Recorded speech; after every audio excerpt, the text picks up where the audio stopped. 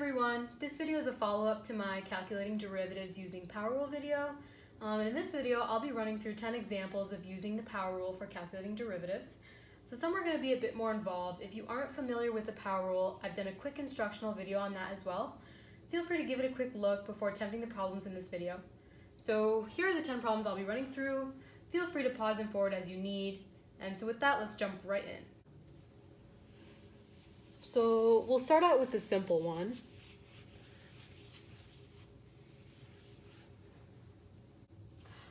Alright, so the first one I have here on my list is f of x equals x to the sixth.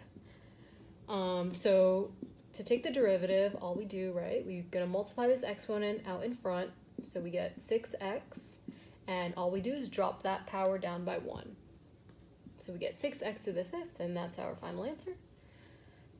For number 2, next question I have is f of x equals negative 9x raised to the 50th.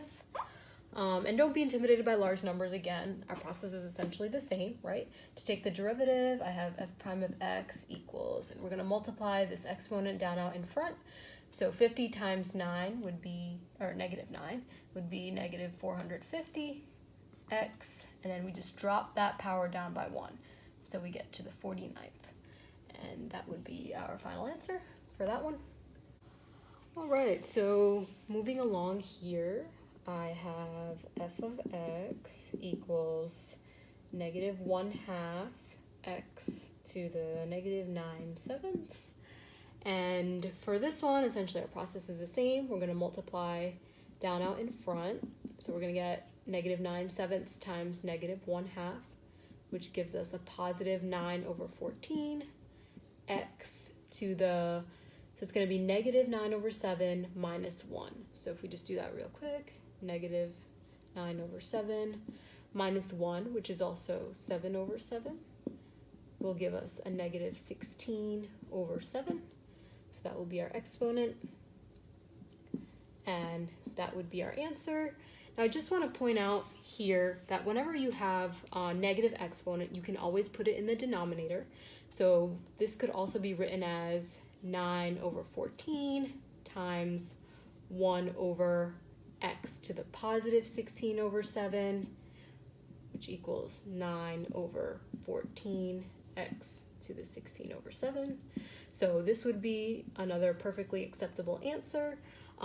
Whenever you have a fractional exponent, you can also rewrite that as a radical. So this can also be written as 9 over 14 x raised to the 16 and the 7th root. So, any of these answers are perfectly acceptable. All right, so moving on to number 4, we have f of x equals 1 over x to the 5th. All right, so now here we have to make this look like something that we can apply the power rule to. And in this case, we're going to have to use our exponent rules. And I talked about this briefly in my instructional video, so feel free to refer to that for more information on this. But essentially, when you have a variable raised to a negative exponent, that is the same thing as 1 over that same variable raised to that exponent but positive. So in this case, f of x equals 1 over x to the 5th can be also written as x to the negative 5th, right? And now we have a variable raised to a power, and we can go ahead and apply the power rule.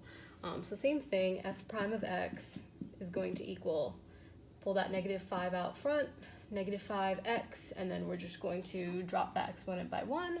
So we're going to get to the negative 6. And there you go. That's your answer.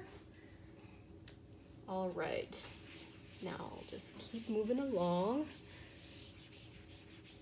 Erase the board there. Number 5, I have f of x equals 3x to the 7th over 14.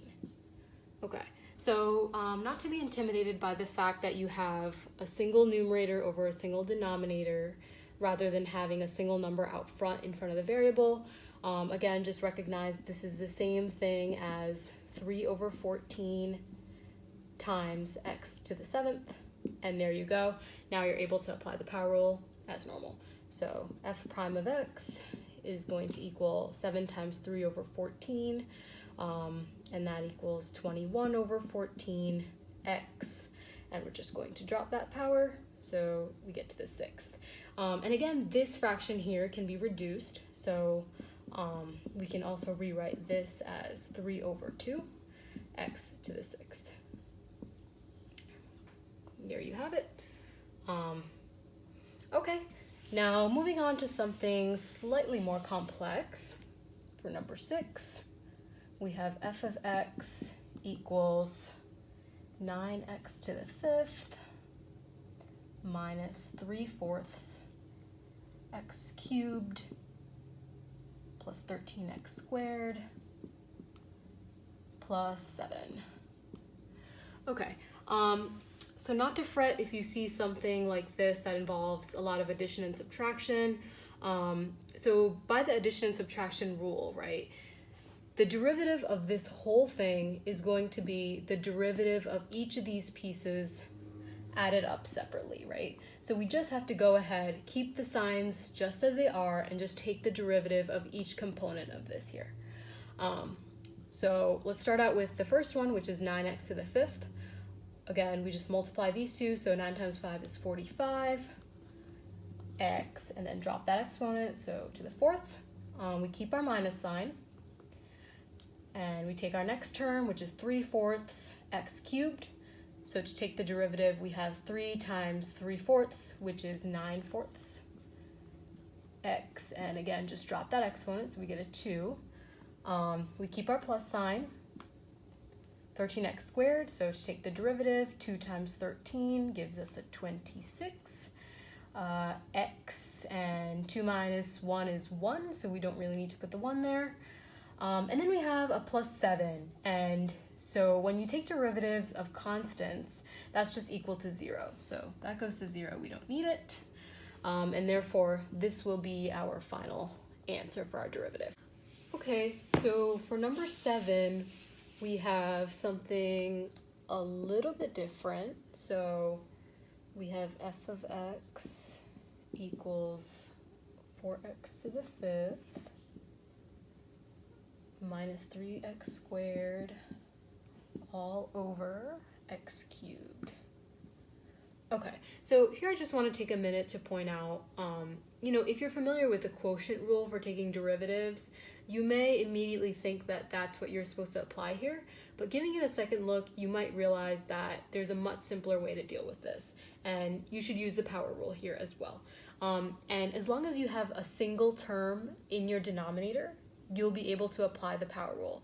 So if you have an addition of several terms or a subtraction or a combination of addition and subtraction in the top, and you have a single term in the bottom, you should always apply the power rule. And so we can clean this up to kind of make it in a form that we can apply the power rule. And the way we do that is we split this denominator into the two numerators. So it's a simple fix. We're just going to rewrite this as 4x to the 5th over x cubed minus 3x squared over x cubed. So as you see, we've kind of just written each individual term in the numerator over the denominator. And then we can use our exponent rules from algebra to clean this up a little bit even further. So this is going to give us 4, the 4 stays up there, then x to the 5th over x to the 3rd is going to give us x squared. All we did was just subtract those exponents. And then to deal with our second term, right, we have 3. And the same thing. So x squared over x cubed is x to the 2 minus 3, or else negative 1. Okay, so now we can go ahead and take that derivative. So f prime of x is going to give us 2 times 4 is 8, x to the 1, or just x. And as we did in our previous example, we have 2 terms here, right? So we just keep the sign alone, and we just proceed with taking the derivative of this term right here. So we have a 3 times a negative 1, which is a negative 3. We have our x, and we just drop that exponent down by 1, so that's a negative 2. Oops, sorry. Okay, and we can just give that a final little cleanup. That would be 8x minus a negative would give us a positive, so it would be plus 3x to the negative 2. And again, this form is fine. You can also rewrite this because there's a negative exponent, and I'll just erase this to just give us a little bit more room, but essentially you can also write this as 8x plus 3 over x squared, and this I've rewritten to kind of draw on this rule that we discussed previously with negative exponents. So that's a perfectly good answer. Also, we talked about radicals. This also equals 8x plus 3 over square root of x. And again, if this is looking unfamiliar to you, just make sure to revisit your exponent rules from algebra and how to convert exponents to radicals as well. But you know, all three of these are perfectly acceptable. Okay, so now I'm just going to move into a couple of problems that involve radicals, just so we get some practice in for that. And I'll start out with the simple one. Number 8, we have the square root of x to the negative 5th. Now here it really helps to know how to convert radicals to exponents, just because we're able to use the power rule if we have the form we mentioned here, right? A variable raised to a number, whether that be a fraction or, you know, a whole number, whatever it is. But essentially we have to convert this radical into just a variable raised to an exponent. And the way we do that is we take whatever's inside the radical. So in this case, we have x to the negative 5th, and we raise the whole thing to 1 over whatever is in this root. And as you guys may know from algebra, when there's nothing specified in this root, we can assume that it's a 2 or a square root. So we're going to raise it to the 1/2. Now, had it been a 3, you would just raise it to the 1/3, right? And now, basically, we can apply our exponent rules to clean this up a little bit more. So this equals x to the negative 5 times 1/2, so negative 5/2. And again, this is just drawing on another exponent rule. When we have a variable raised to an exponent and that whole thing is raised to another exponent, you can go ahead and raise that variable to the product of these two exponents. And that's all we've done here.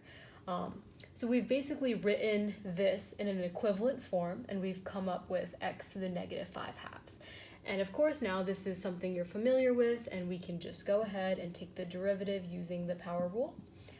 So we're going to get a negative 5/2 x to the negative 5/2 minus 1. So that would be negative 5/2. I can just do it quickly over here, minus 2 over 2, which equals negative 7 over 2, right? So there you go. That's your derivative. And just really quickly, we can rewrite this as negative 5 over 2 times 1 over x to the positive 7/2, right? And that equals negative 5 over 2 to the x. Yeah, there you go. So again, another acceptable answer. You can go ahead and put that in radical form as well. I won't do it now, but just so you guys know, all three are acceptable forms. And moving on, we have another example. I'm just going to erase this just because it's a little bit longer.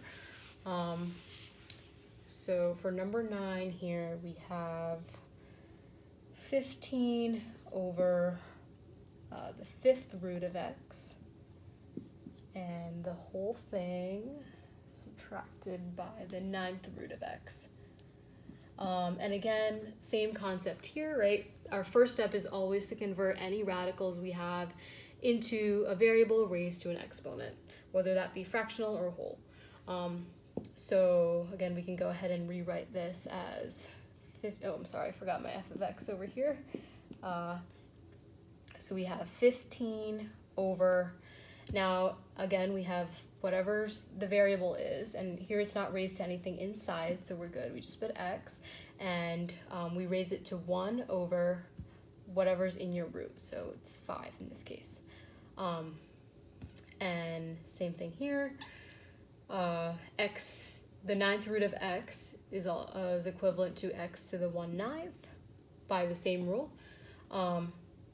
Okay, so we can clean this up a little bit more. We can bring this into the numerator so that we're able to apply the power rule. So this is the negative exponent rule. So this equals 15x to the negative 1/5 minus, and we don't need to make any changes to the x to the 1/9. Okay, and there we go. Now we are ready to take the derivative using the power rule. So f prime of x, so 15 times a negative 1/5, right? That'll give us a negative 3x, and we're going to go ahead and drop that power down by 1. So we get a negative 1/1 minus, a negative 1/5 minus a 5/5, apologize for that, and that gives us a negative 6/5. So it's going to be raised to the negative 6/5, and then minus, we have the derivative of this term right here, so we're going to have 1/9 x to the 1/9 minus 9/9, which is equal to the negative 8/9. So here you go, here's our derivative. I'm just going to erase this here. Again, I won't go through it, but you guys can put the variable in the denominator and make these exponents positive. And then you can also rewrite these as radicals again, just like they were presented to you. No need to do so, again, whatever's acceptable. Okay, and just to finish up this video, I'll do one last example, and that'll be number 10. So we somewhat covered these types of problems before, but just last one here, x to the 1/10 plus 25 over x to the 2/5, and this is again f of x equals, sorry about that. So first thing you want to do is you want to make sure that you have a single term, not a fractional term. So we're going to have to bring these variables upstairs over here, and the way we do that, right, is we just use that negative exponent rule. So this will become 19x to the negative 1/10, and this will be a plus 25x to the negative 2/5.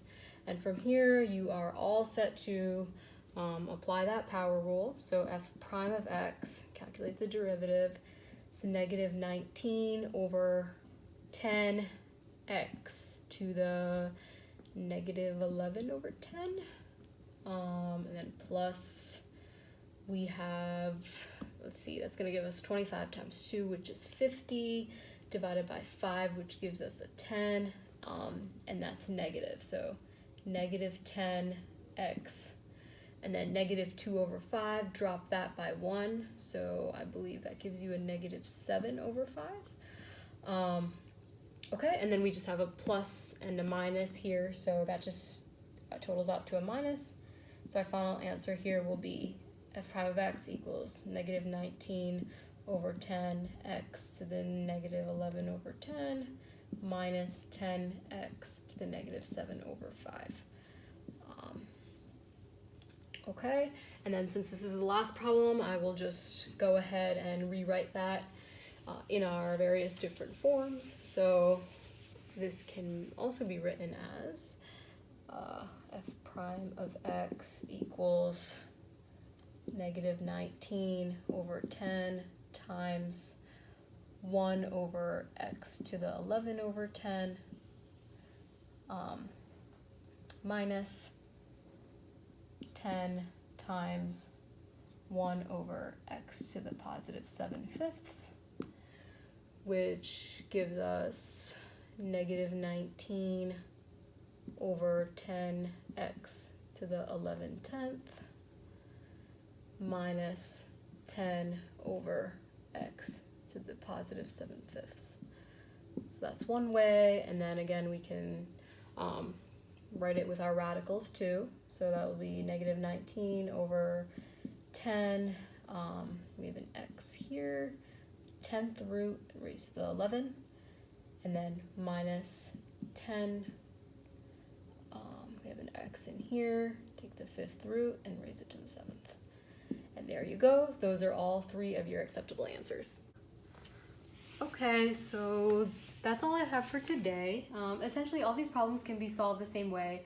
And don't be afraid if things look complex. Just make sure to make the function into a variable, raised to an exponent before you proceed with that power rule, and just convert any radical to exponents before you use the power rule as well. As always, let me know if you guys have any questions down in the comments below. Hope this helped, and see you guys soon.